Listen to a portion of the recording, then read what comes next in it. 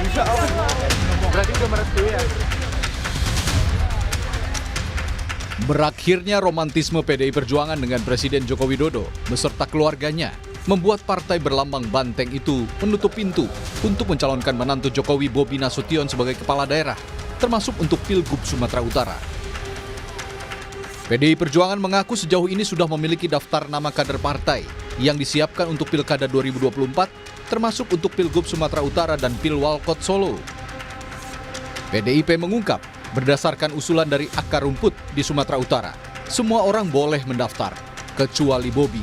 Ada pendaftaran di daerah-daerah. Sumatera Utara kemarin melaporkan semua boleh mendaftar kecuali Mas Bobi. Itu usulan dari bawah. Dari Solo tadi Pak Rudi juga sudah melaporkan untuk membuka proses pendaftaran. Jadi sudah dibuka. Saat ditanya PDIP yang sudah menutup pintu untuk Bobi di Pilkada 2024, Ketua Umum Partai Golkar Airlangga Hartarto menegaskan, Bobi sudah mendapat surat tugas dari partainya untuk maju di Pilkada Sumatera Utara 2024 berpasangan dengan Ketua DPD Partai Golkar Sumatera Utara, Musa Rajeksah alias Ijek. Nah, kalau Mas Bobi kan sudah mendapatkan surat tugas dari Partai Golkar bersama dengan Wagub Ijek, sama-sama sudah mendapatkan surat tugas dan Partai Golkar akan melakukan evaluasi. Nanti kita lihat evaluasi. Ya, masih ya. Wakil Presiden terpilih Gibran Rakabuming Raka yang juga kakak ipar Bobi merespons kabar PDIP yang menutup pintu untuk sang ipar untuk maju di Pilkada Sumatera Utara. Gibran mengaku tak mempersoalkan penolakan PDIP itu dan mengajak semua pihak untuk tenang saja. Soal rencana Bobi maju di Pilkada Sumatera Utara dari Partai Golkar, Gibran meminta hal itu ditanyakan langsung ke Bobi. Ya tanya aja ke Bobi ya.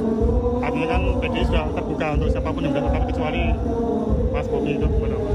Ya nggak apa-apa ya, tenang aja. Artinya tetap bisa maju dengan partai yang lain Mas. Ya itu ditanyakan ke Bobi aja ya. Sementara itu, Wali Kota Medan Bobi Nasution enggan berkomentar soal kabar PDIP yang menutup peluang dirinya untuk maju di Pilkada Sumatera Utara. Bobi hanya bilang, ia sudah pernah menanggapi hal itu dan tidak ingin lagi membahas isu politik. Politik terus. Lanjut. Pak, dikit aja Pak. Sambil jalan, sambil jalan. Tadi saya sudah tanya. Iya Pak, tanggapannya gimana Pak? Pak, tanggapannya Pak. Tadi saya sudah tanya. Apa? Pilkada Sumatera Utara akan dilaksanakan pada 27 November 2024. PDIP sendiri mengaku sudah berkomunikasi dengan 3 bakal calon gubernur di Pilkada Sumut. Di antaranya Bupati Tapanuli Utara Nixon Nababan, Wakil Ketua DPRD Sumut Rahman Syah Sibarani, serta Gubernur Sumut periode 2018-2023 Edi Rahmayadi. Tim Liputan, Kompas TV.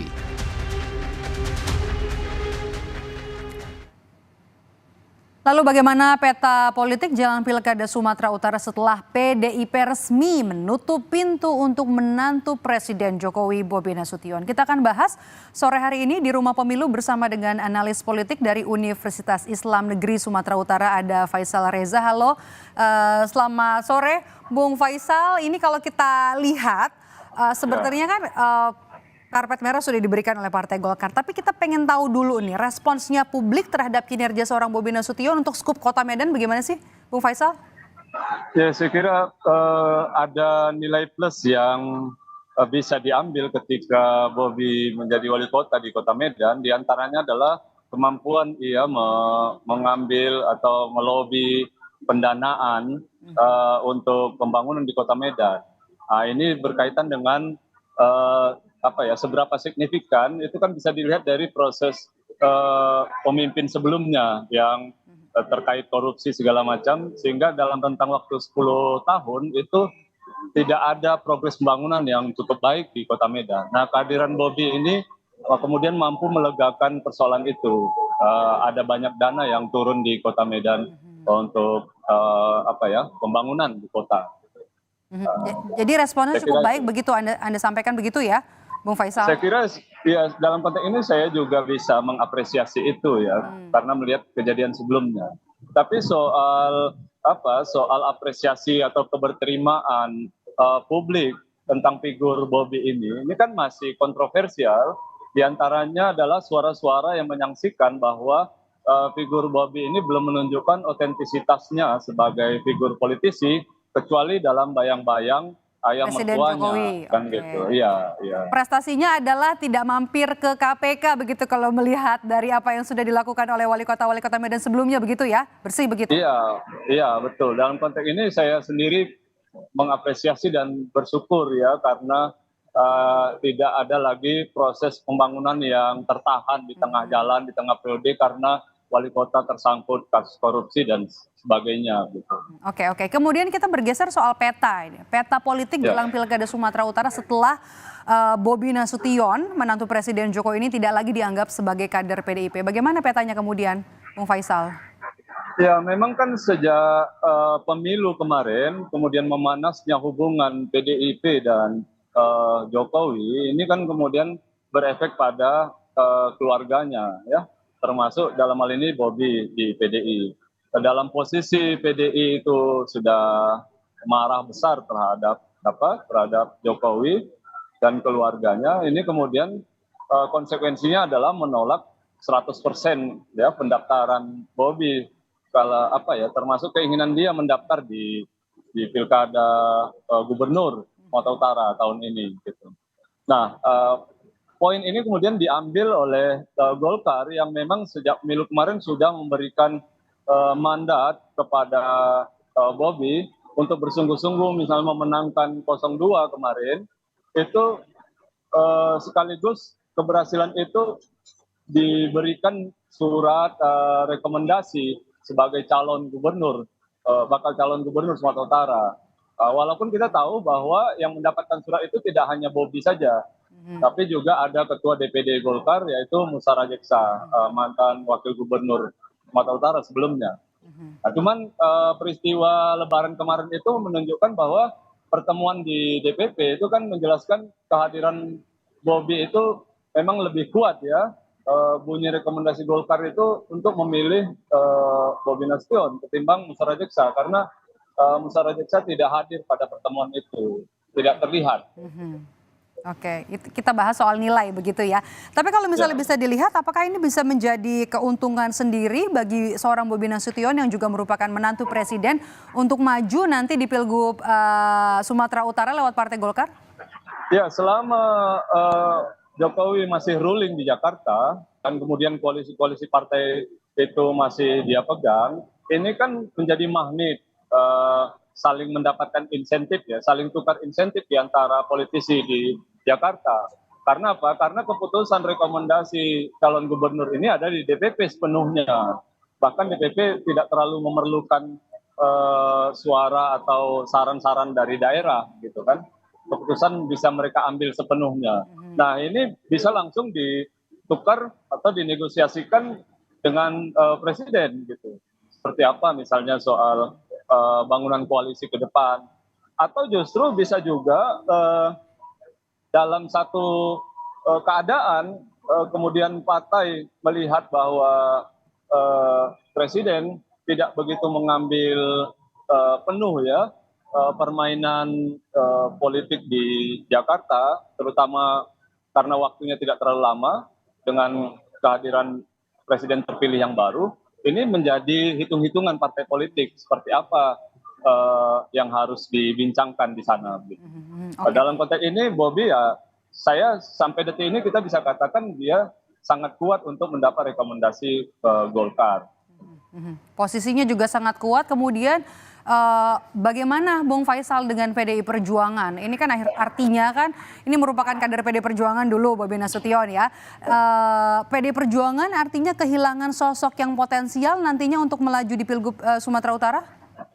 Iya, kita harus jujur juga mengatakan terang, kita katakan bahwa ini kehilangan bagi PDIP ya, kader potensial yang sangat kuat dan sangat kemungkinan besar menang itu tidak mendapat dukungan atau tidak diterima di PDIP sendiri. Tetapi riwayat PDIP dalam Pilgub Sumatera Utara ya dalam 3 gelombang saya kira sejak tahun 2008 itu selalu punya calon yang sendiri. Jadi PDIP ini adalah yang sangat kuat dalam mengusung kadernya sendiri. Saya kira ada banyak juga pilihan-pilihan kader mereka itu. Meskipun kita tahu bahwa faktanya dalam 3 kali pilgub itu belum pernah PDIP itu mengalami atau mendapatkan kemenangan di Oke. Sumatera Utara. Oke. Oke. Ada beberapa nama itu yang bisa sudah dibunyikan di publik, diperkenalkan di publik untuk dicalonkan. Saya kira itu bisa. Di antaranya kan ada Pak Edi Rahmayadi, mantan gubernur kemarin itu. Itu juga di antara yang sangat kuat juga dicalonkan oleh PDIP saya lihat. Oke, kalau begitu bagaimana dengan internal dari Golkar di Sumatera Utara sendiri? Mengingat Bobi ini bukan kader, kemudian juga lebih banyak terkenal track recordnya dari PDIP begitu ya sebagai wali kota Medan. Bagaimana penerimaan, apakah memang ada reaksi tertentu dari Partai Golkar Sumatera Utara mengingat bukan kader Golkar itu satu, tapi sudah diberikan surat tugas atau mandat, bahkan diberikan karpet merah oleh Partai Golkar untuk maju di Pilkada Sumut. Iya, 2 mingguan ini kan fungsionaris atau pengurus di DPD itu kan menggelar konferensi pers yang itu kemudian memekikkan suara-suara protes terhadap privilege yang diberikan Golkar kepada Bobi Nasution. Mereka merasakan kader-kader yang sudah berjuang, kemudian berkomitmen sepenuhnya untuk partai itu seolah tidak dianggap, tidak dihargai, gitu kan? Nah, kan mereka itu protes. Gitu. Apalagi memang ketua DPD yang Golkar yang sekarang ini Musara Jeksa itu kan punya elektabilitas yang sudah teruji ya, setidaknya dalam pilgub kemarin itu bersama Edi Rahmayadi ya, pasangan mereka memenangkan pertarungan gitu, kemudian ruling dan figurnya juga sangat dihormati dan keberterimaan publik juga sangat baik. Dalam konteks ini saya kira kita bisa memahami kenapa para pengurus DPD Golkar itu memekikkan suara-suara protes mereka. Kenapa partai tidak mempertimbangkan kader mereka sendiri. Apalagi ya record yang paling update itu kan keberhasilan DPD Golkar dalam hal ini di bawah kepemimpinan Musara Jeksa itu mendapatkan suara terbanyak di provinsi ya. Kemudian tambahan suara juga di DPR RI. Saya kira itu. Kekecewaan ya dari internal Partai Golkar terutama di bawah kepengurusan dari seorang Musara Jeksya atau Bung Ijek selama ini termasuk juga memenangkan suara Golkar di Sumatera Utara. Nah kemudian Anda bisa melihatkah ini sebagai pertanda tidak baik dari internal Partai Golkar sendiri? Ya sebenarnya kalau kita bicara konteksnya institusionalisasi partai politik ini tentu menjadi presiden buruk begitu bagi partai-partai apapun partainya. Jadi buat apa beraktivitas kan di partai kalau memang ujung-ujungnya mengkritisi kaderisasi ini ya begitu ya? Iya dalam konteks kaderisasi ya penguatan kelembagaan itu kan diantaranya adalah kaderisasi. Kemudian kader itu sudah paham ide-ide partai, visi misi segala macam. Ini ada orang tiba-tiba mendapatkan privilege, kan begitu yang kita pahami gitu kan. Tetapi memang riwayat Partai Golkar dalam 3 gelombang pilkada itu kalau mencalonkan kadernya sendiri itu memang nggak pernah menang. Nah ini juga mungkin saya lihatnya menjadi pertimbangan juga bagi DPP. Kalau memang kader sendiri pun diusung misalnya tidak menang, ini kan problematik kan. Gitu. Sudah ada buktinya berulang-ulang. Jadi biasanya Golkar itu digunakan atau ditawarkan kepada tokoh lain yang tingkat electability dan acceptability-nya jauh lebih tinggi dari kadernya sendiri gitu. Oke. Bung Faisal, Jokowi ini kan kemarin kita tahu ya di momen Lebaran jalan-jalan ke Medan, ke Brastagi, ke Karo di Sumatera Utara 5 hari nih. Bahkan Bobi juga sempat mencuitkan kalau lumayan capek nih mendampingi Presiden Jokowi dalam kunjungannya atau liburannya ke Sumatera Utara. Apakah ini sebagai langkah Jokowi untuk mengkonsolidasikan melenggangnya sang mantu Bobi Nasution di Sumatera Utara? Saya kira iya gitu. Dan ini pola ini kan sudah pernah terjadi ketika Bobi mau nyalon wali kota Medan. Ada 2 kali kunjungan dalam catatan saya itu sekaligus. Kalau kita masih ingat, Jokowi waktu itu mengkritik satu jalan kota yang rusak gitu, di bawah kepemimpinan wali kota yang sedang ruling waktu itu. Itu sebenarnya sinyal waktu itu untuk memperkenalkan satu tokoh baru yang akan memimpin Kota Medan, dalam hal ini Bobi Nasution. Selanjutnya kemudian kita tahu kan itu benar terjadi. Nah, pola kali ini kunjungan 5 hari di Medan ini kan sangat signifikan, dan ini sebenarnya bukan yang pertama. Yang lalu kan Jokowi sudah ada kunjungan ke daerah Tanjung Balai di pesisir pantai timur, kemudian Labuan Batu juga sudah kunjungan gitu. Di Tabaksel, Tapanuli bagian selatan juga sudah kunjungan. Jadi hampir semua wilayah sudah di Sumatera Utara ini sudah dikunjungi. Dibuka karpetnya oleh Presiden Jokowi untuk Bobi ya. Nah iya itu kan jelas sekali. Karena memang saya kira Jokowi dan publik juga merasa bahwa pengaruh Jokowi ini sangat-sangat besar. Terutama kalau kita bicara konteks Sumatera Utara, sangat-sangat besar. Jadi kehadiran Jokowi itu sangat penting untuk menguatkan posisi politik Bobi Nasution, baik di tingkat elit maupun di tingkat akar rumput. Oke, jadi pola ini terus berulang ya.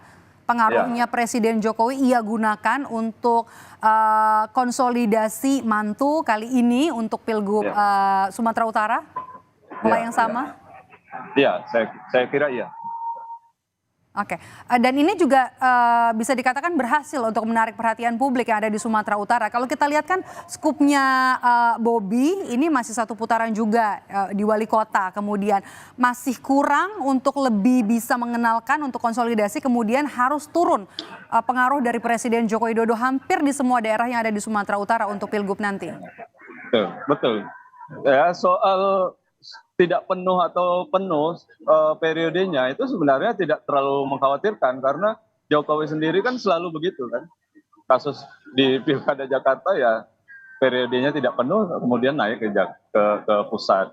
Saya kira hitung-hitungan politiknya pasti mereka punya lah untuk itu. Jadi tidak ada persoalan mau Bobi sudah satu periode penuh atau tidak gitu. Apakah dia punya kesempatan berkomunikasi dengan masyarakat seluas-luasnya di Sumatera Utara atau tidak gitu. Walaupun bagi saya sendiri, saya membaca memang masih banyak keraguan di benak publik terhadap itu tadi, profil Bobinya sendiri, seberapa otentik. Katakanlah begini, ini orang calon ini, figur ini kalau nggak ada ayahnya kira-kira gimana ya? Nah, itu masih ada keraguan-keraguan seperti itu di perbincangan lah gitu. Oke, masih ada, tidak bisa dimungkiri ya, masih ada bayang-bayang dari Presiden Jokowi ya. Oke, kalau gitu, Bung Faisal, menurut Anda apa yang masih menjadi PR seorang Bobi Nasution di Medan yang harusnya bisa diselesaikan sebelum nantinya akhirnya melenggang ke Sumut 1? Iya, saya memperhitungkan Bobi akan banyak menjual keberhasilan pembangunan infrastruktur yang ada di kota, kemudian kemampuan dia menarik sejumlah dana yang strategis ya untuk pembangunan kota, kemudian itu dilebarkan pengharapan itu kepada masyarakat Sumatera Utara di daerah di luar kota ya, di luar kota Medan. Dan tanggapan-tanggapan itu saya melihatnya ada yang menyambut itu, karena kan memang kita tahu bahwa di provinsi Sumatera Utara ini juga punya masalah ya, terutama sebelum Pak Edi gitu, masalah kepemimpinan 2 kali gubernurnya itu tersangkut korupsi sehingga pembangunan berhenti di tengah jalan dan disorientasi. Nah di masa Pak Edi ini kan belum terlalu terlihat sebabnya ada COVID, kemudian konsolidasi elitnya tidak terlalu efektif, gonta-ganti kepala dinas segala macam kan kemarin itu, sehingga memang untuk menawarkan satu kepemimpinan yang lebih efektif, lebih strategis, lebih kuat juga, sekaligus clean dari kasus korupsi, ini masih bisa dijual gitu, dikasih kepada masyarakat pengharapan-pengharapan jenis itu gitu. Oke, jadi butuh suatu sosok pemimpin ya. Kalau kita lihat dari track record siapa-siapa saja nama-nama yang sudah duduk di kursi sebagai Sumut 1 ini pernah tersandung masalah korupsi sehingga masalah pembangunan ini jadi mandek begitu ya. Nah kemudian apa yang bisa sebenarnya dilakukan kalau nanti memang resmi melenggang maju ya menjadi Sumut 1 seorang Bobi Nasution, apa yang kemudian jadi harapan masyarakat untuk langsung paling cepat segera diselesaikan oleh gubernur terpilih nanti? Ya itu ada beberapa ya, saya kira di antara isu penting itu adalah isu infrastruktur, jalan-jalan provinsi yang itu masih perlu perbaikan, kemudian koordinasi di antara kepala-kepala daerah. Kita bisa baca laporan-laporan media sampai kemarin pemilu kemarin ya, sebelum pemilu itu masih ada kepala daerah yang tersangkut kasus korupsi gitu kan. Nah ini kan fungsi gubernur itu kan mengkoordinasi para kepala daerah yang ada di bawah koordinasinya kan begitu. Kemudian supervisi bagaimana penguatan arah pembangunan yang bisa ditawarkan kepada masyarakat gitu. Oke. Nah biasanya kan orang seperti Bobi dengan usia seperti itu biasanya dia jualannya masih milenial, bagaimana politik milenial, kepemimpinan milenial dan seterusnya. Oke, terakhir Bung Faisal, menurut Anda 3 nama yang tepat untuk maju di Pilgub Sumatera Utara kira-kira siapa saja? Selain Bobi tentunya. Ya saya kira Edi Rahmayadi bisa dipertimbangkan, kemudian PDI jika punya calon saya kira ada beberapa nama juga itu seperti Rapidin, Simbolon, kemudian Nixon, itu juga saya nggak tahu persis ada tokoh dari nasional yang turun ke sini atau enggak gitu. Seperti periode lalu kan ada Jarod yang diturunkan PDI ke sini. Tapi sementara ini saya ngelihatnya di PDI itu ada Rapidin, ada apa namanya, ada Nixon, ada Edi Rahmayadi. Kemudian kalau tokoh-tokoh pendampingnya ada berapa lagi itu seperti ketua organisasi Islam di sini yang calon menang sebagai anggota DPD kemarin sampai 1 juta suara itu Deddy Iskandar, itu cukup signifikan raihannya, saya kira itu bisa juga dipromosikan. Oke, baik. Ya, selain kita akan tunggu Musara Jeksa juga ya. Musara Jeksa, tapi sudah ada surat untuk Bobi Nasution. Kita akan tunggu nanti menarik. Soalnya partai lain itu juga sudah minang dia itu. Nah ini perlu ditunggu nanti kalau misalnya memang resmi siapa-siapa saja yang dipinang dan juga siapa yang dipinang untuk melaju nanti di Pilgub Sumatera Utara yang menarik karena cakupan wilayahnya juga cukup besar, jadi PR-nya juga masih cukup banyak. Terima kasih sudah bergabung bersama kami, analis politik dari Universitas Islam Negeri Sumatera Utara Faisal Reza. Bung Faisal, sehat selalu.